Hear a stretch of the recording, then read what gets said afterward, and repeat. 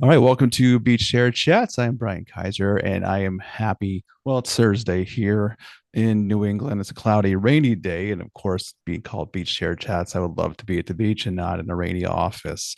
But I'm happy to have a great person on today. Her name is Courtney Rosiak-Quinto. Welcome to the That's show, correct. Courtney. How are you?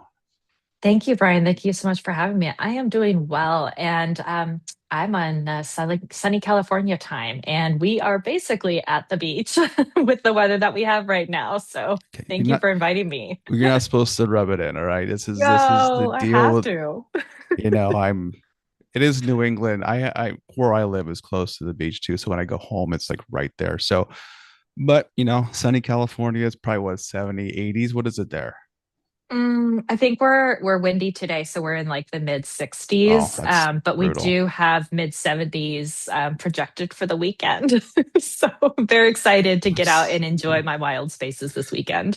That's where we're gonna get into this, the wild spaces of your adventure and your kind of your story of corporate life into the non-corporate world. So kind of before we go into the wild running and all the things that you do, what does it feel like today compared to your corporate life years ago?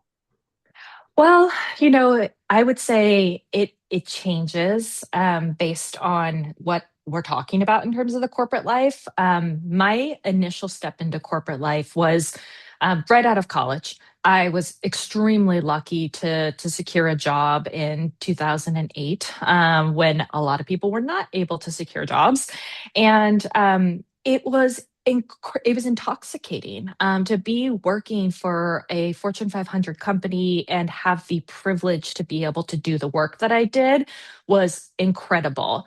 Now, as most people move through their careers, there was a little bit of that started to kind of wane at the end, and so it felt very expansive at first, and then it felt a little bit as though I had outgrown it. And now that I am on the other side, I'm actually feeling incredibly expansive again, very energized, very eager to do the work that I'm doing in the world, which was a little bit of how I was when I was a little wet behind the ears and coming right out of college into corporate. So I have that same feeling again, just in a new space. Well, I think that's a great message because with any career, whether it be corporate, there's always that sense of where you hit a plateau. And it sounds Mhm. a little bit like you hit that, right? You did all the things, you came out of college, you jumped right in, probably accomplished a lot of great things, right? But you hit that mark where you just come to work and it's like, I got to do this, I got to do this. How much more do I have to do? And the days kind of blend in. Sometimes you just need to change.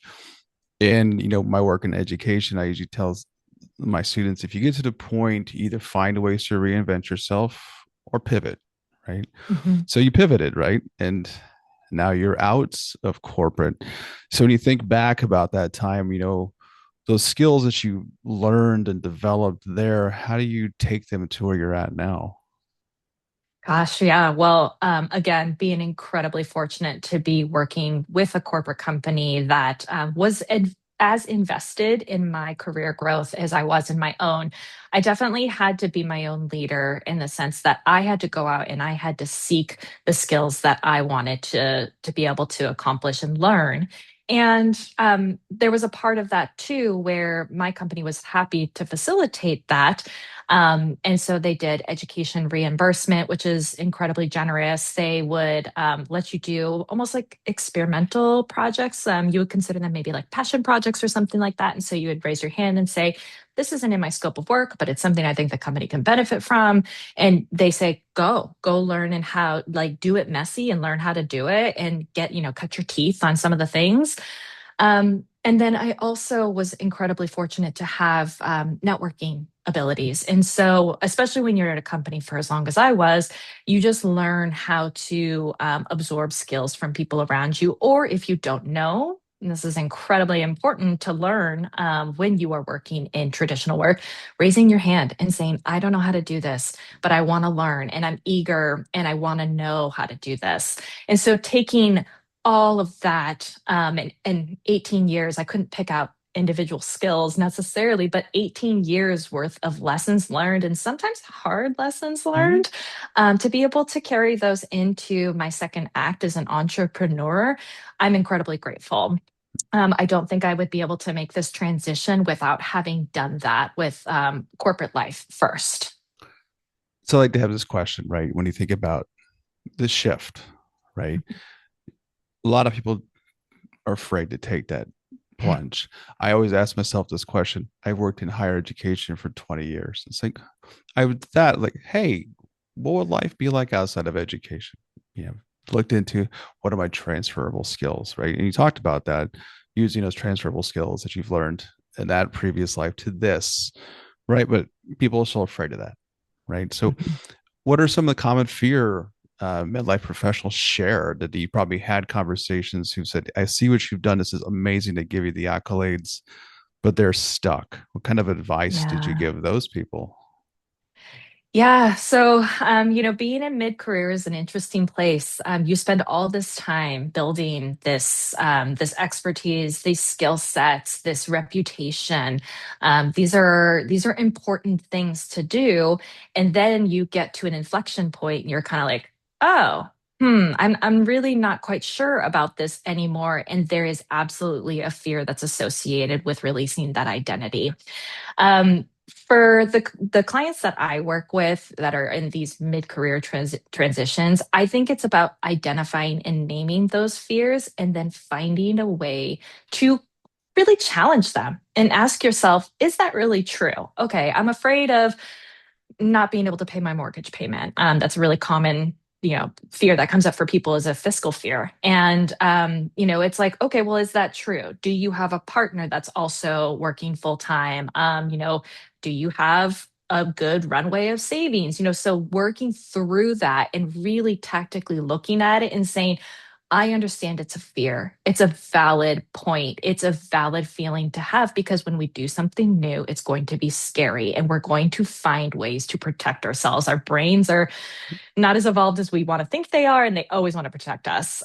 So, how can we look at this really objectively and say, is that true? And if it is true, is it helpful?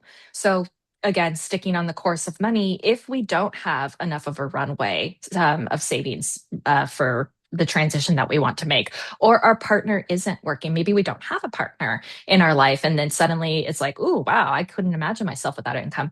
Let's develop a plan. Once we've identified it, uncovered it, we can then develop a plan that will help you still work towards what it is that you want, but that you're not getting stuck. And so really helping my clients move past those barriers once they're identified is really quite the ticket. So, what was a big fear for you that you had to overcome? It was absolutely the fear of losing the income. Hmm. In full transparency, when you work a corporate life and you're used to a paycheck coming to you every 2 weeks or month, however you get paid, right? When you're used to kind of the unspoken benefits of, like free food or something like that, you kind of go like, oh no, I don't want to walk away from these luxuries. And Hmm. so it took me a long time. I'm very transparent in that I had one more year syndrome for a while Yeah. because it was very hard for me to come to that conclusion. But I was incredibly fortunate too that I had already done all of the hard work. I had already known that this was the path. I just needed to be able to give myself permission to be able to go. And that's the first step, right?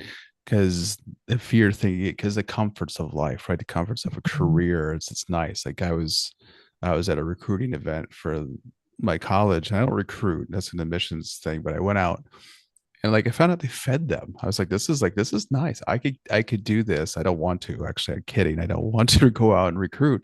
I go, but the luxuries, these little perks, and you get comfortable. And I think people live in Mhm. comfort, Yeah. and it's hard to make the shift because there's the unknowns, which kind of leads to the new career, right?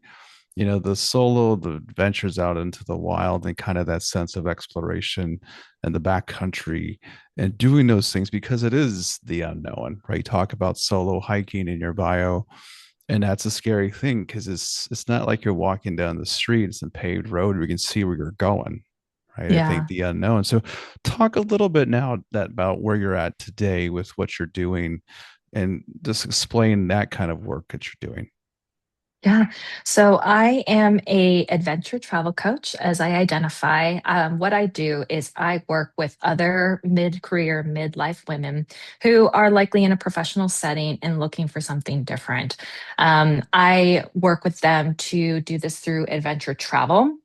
And that's either through a community group coaching program, one on one coaching, or leading retreats. And everything is based in the wild. This is all meant to really push us as individuals, push ourselves past the point of fear and showing ourselves that we can do it. And that truly does speak to a female crowd specifically.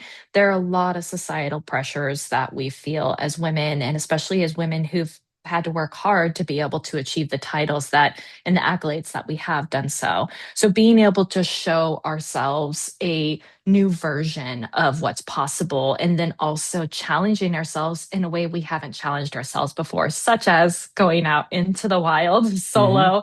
That can be pretty tough for many, many women. So coaching them through that.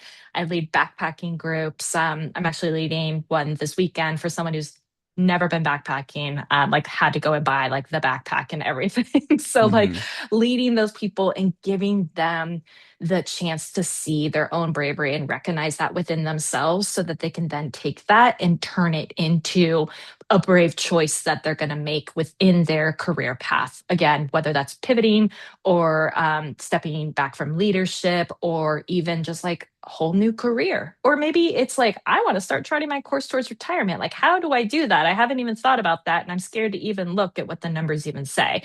So getting them to the point where they're recognizing and seeing that bravery in themselves.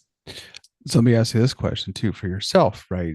Mhm. How did you recognize your own bravery, right? When you tried solo hiking, right? And you think Oh, about because it is a lot, right? Especially if it's something new.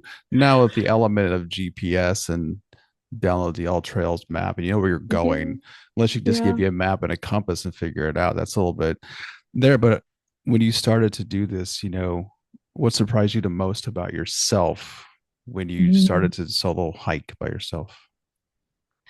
I think it really was the bravery aspect. I had to force myself to do it. So for context, for those listening, I have always been a very outdoorsy person.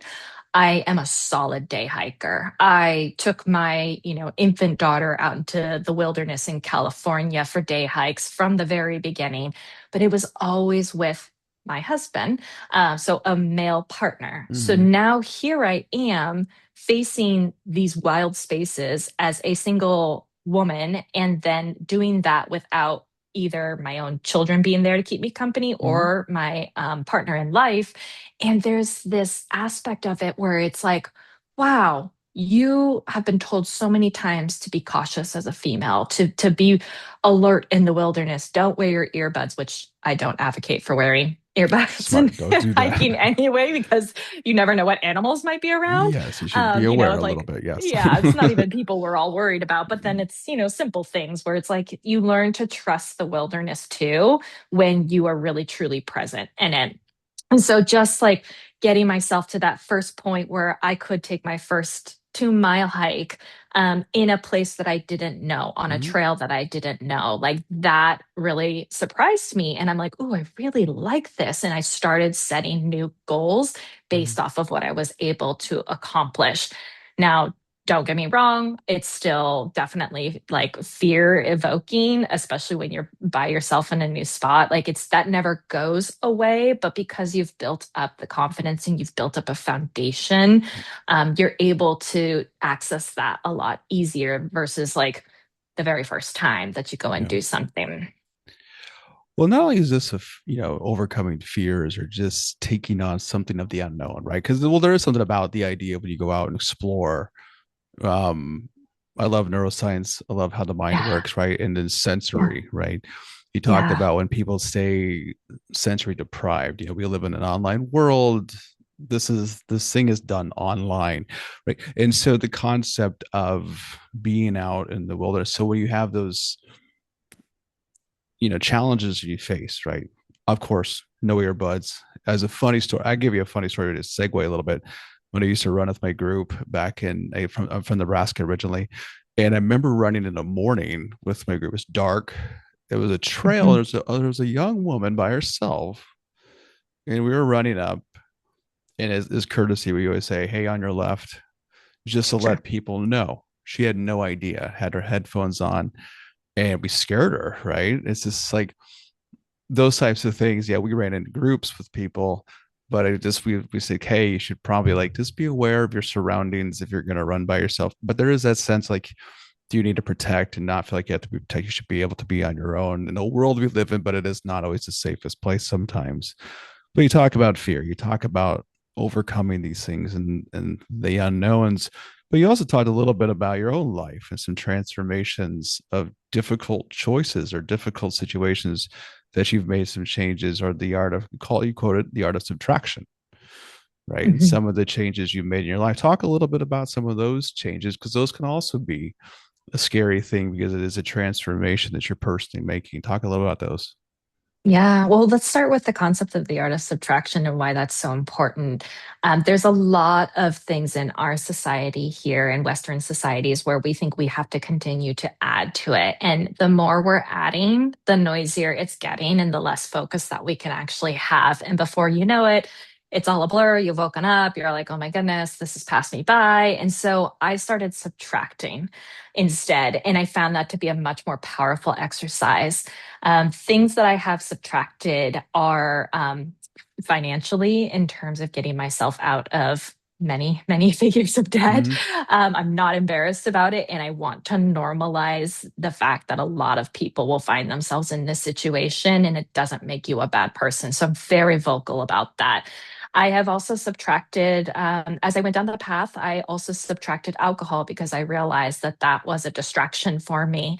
As a mother, it was really keeping me from being present with my children. And as soon as I had that connection of like, oh, wow, this isn't, I'm not showing up how I want to be for them. I want them to see me a certain way. That Mm-hmm. was an easy thing for me to subtract. And that's not to say that it's an easy thing to do. There are a lot of people who struggle with that addiction and other addictions as well.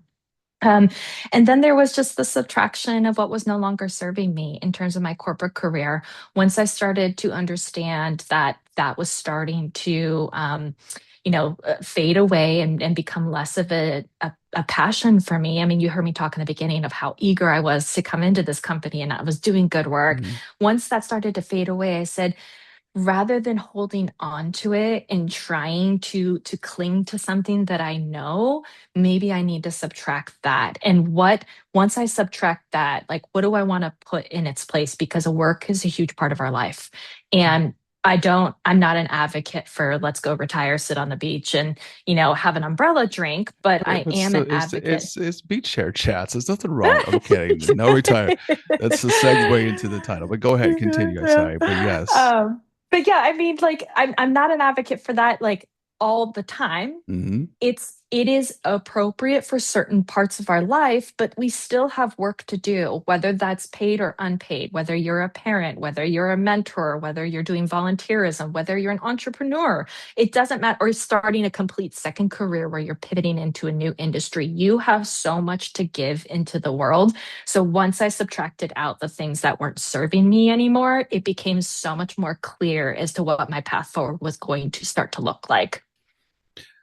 And that's great, right? I think subtraction is one. I just read a book, Dopamine Nation, and it's the idea of addictions and this constant need for is the pain and pleasure breakdown, right? We need this constant dopamine hit.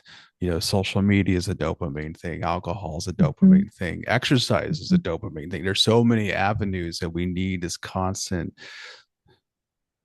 stimulus, right? mhm, And I think by able to subtract it and then refilling it with something else, not to go all spiritual here, but the idea, the concept of people when they go spirituality, it's Lent, right? People they give up chocolate for no, it's not how that's meant to be. It doesn't have to be spiritual. It just have to give up something and replace it with something that's going to be more for growth, right? So by giving up alcohol, for example, you replace it with the idea of being a present mother to Mhm. show your, what a healthy mother looks like. These things are important. So you replaced it, not in a spiritual context, but in the context of your own personal growth and your benefit, and also for your long-term benefit. So I give you props and kudos, because it's not an easy thing for people to do, to subtract the things that have given so much to them, and to replace it and to remove it is an accomplishment in itself, right?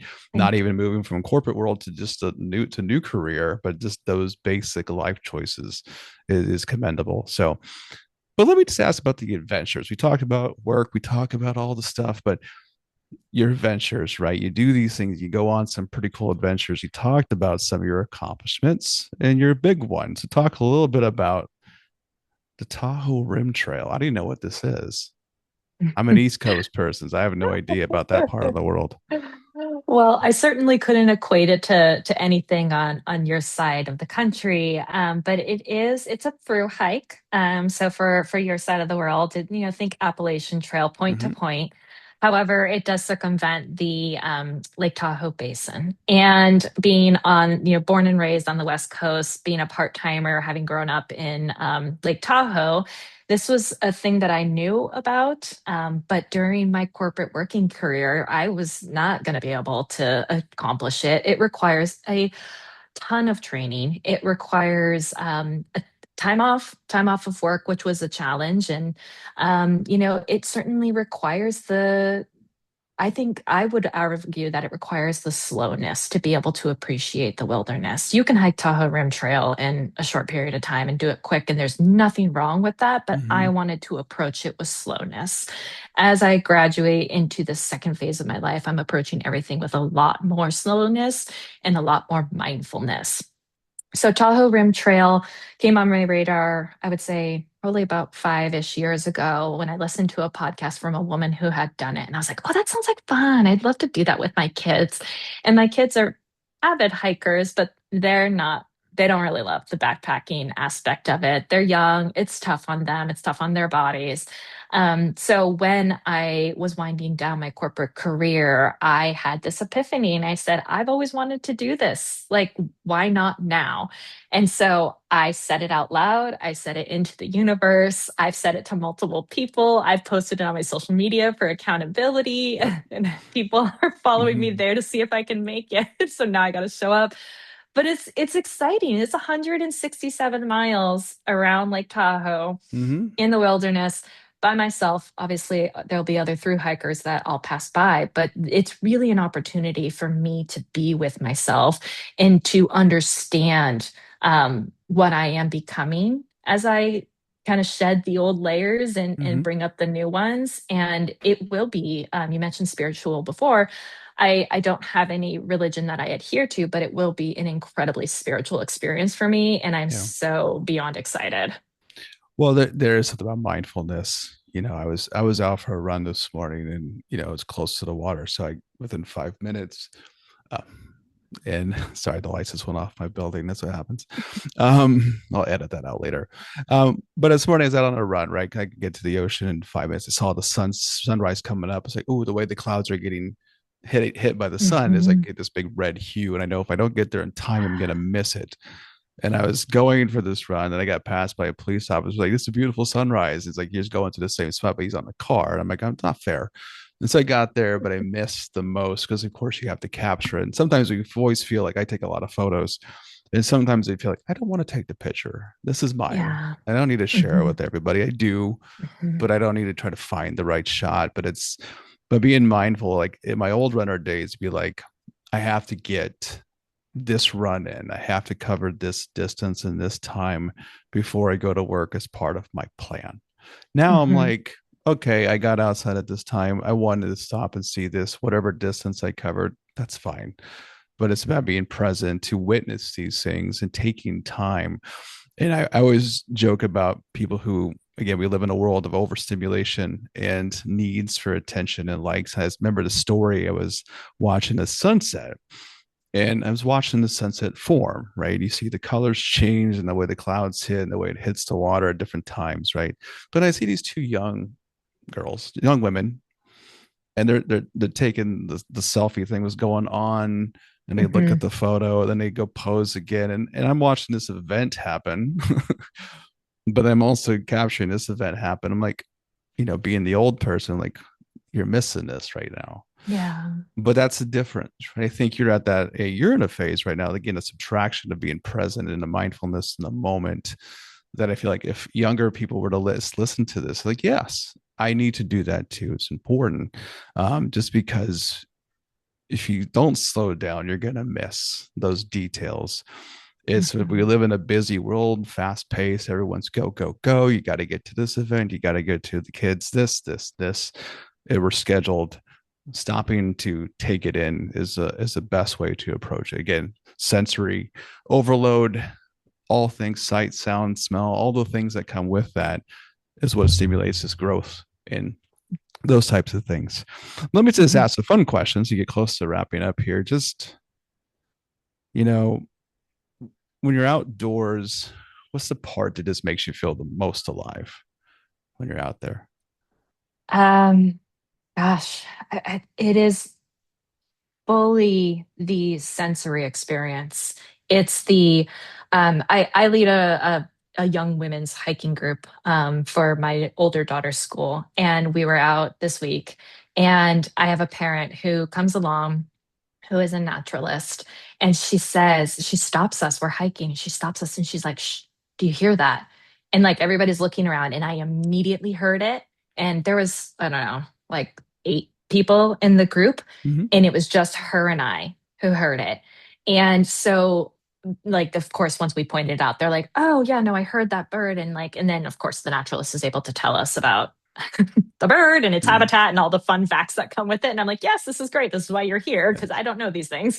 Um, but just that sensory experience of being like, I can capture this moment. I can hear this beautiful bird song or the babbling of the creek or seeing the vista with the sunrise or the sunset, like whatever it is. And I can suddenly realize like how small I am on this planet and how there is this bigger thing than me. And yes, I'm an important part of this planet and this holistic picture, but at the same time just being able to acknowledge how there's such a more grand concept out there and like a bigger universe than we could even imagine. So like tapping into the sensory to be able to get to that point of realizing what's truly important, that's one of my favorite things. And it comes in different forms. It comes through the visual, it comes through the sensation of the wind blowing on your skin, or like you're hot and sweaty and you're hiking, you're like, why am I doing this? And then the breeze comes up and cools you off. You're like,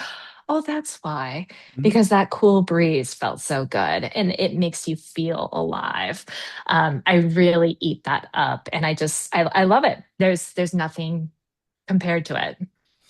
Well, as we get close to that, I talked about songs. I was to say, if you had a soundtrack for your life, again, this is beach chair chats. The idea of you're at the beach, you have music. What's your soundtrack? We have a little bit of Oh, time left. so funny that you're asking this question because I literally just put out a free playlist yesterday or the day before. And it is available if you are on social media. It's available on my Instagram. If you go to the Stand store, there's like a free podcast. But I call it my bravery playlist. And Okay. it's a playlist that it inspires me to be reminded of how incredible we are as human beings and how powerful we are. And so it's something that I play when I'm, on my way to hiking or on my way back from a super awesome hike or like have like a super high point in my life. I'm like, yeah, this is like that's right. Like we're all doing like really good things. And so Mhm. that's why I put that together, but it's ironic that you're talking about it because I literally just put it out. We all have it. We all have a soundtrack to our life. It's in our head typically, but Yeah. we have our own soundtrack. It's like when we walk into a building, we have our own internal music. So Mm-hmm. when we walk in, this Mm-hmm. is what we do, what we play. So, well, Courtney, it's been a pleasure having you on. And I enjoy your conversation. You've had a great story of just transformation, strength, and just overcoming adversity and charting this new course in your life. And I am excited to see where you go from here. Amazing. Well, thank you so much for having me.